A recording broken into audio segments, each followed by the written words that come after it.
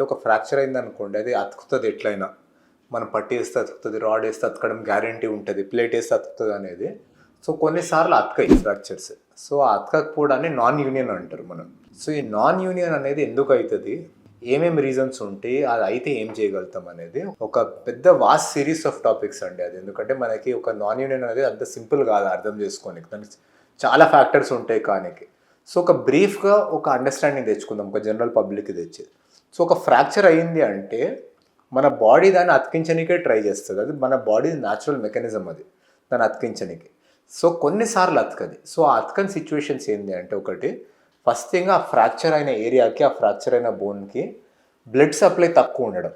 So ఈ blood supply ఎక్కువ ఎప్పుడు ఉంటుంది అంటే ఎక్సెసివ్గా క్రష్ అయ్యే ఇంజురీస్తో, అంటే బయట చాలా సాఫ్ట్ టిష్యూస్ డ్యామేజ్ అయినాయి, స్కిన్ డ్యామేజ్ అయింది, మజిల్ డ్యామేజ్ అయిందంటే దాంతోనే ఎక్సెసివ్ ఫోర్స్తోని లోకల్ బ్లడ్ సప్లై లిమిట్ అవుతుంది.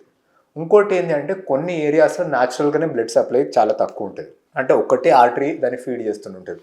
లైక్ మన నెక్ ఆఫ్ ఫీమర్ అంటారు, మన హిప్లో నెక్ ఆఫ్ ఫీమర్ ఫ్రాక్చర్ అయితే కానీ, మన స్కాఫాయిడ్ ఫ్రాక్చర్ అయితే కానీ, యాంకిల్లో టాలస్ ఫ్రాక్చర్ అయితే కానీ. సో బ్లడ్ సప్లై తక్కువ ఉన్న ఏరియాస్ కూడా నాన్ యూనియన్లోకి వెళ్తాయి కామన్గా.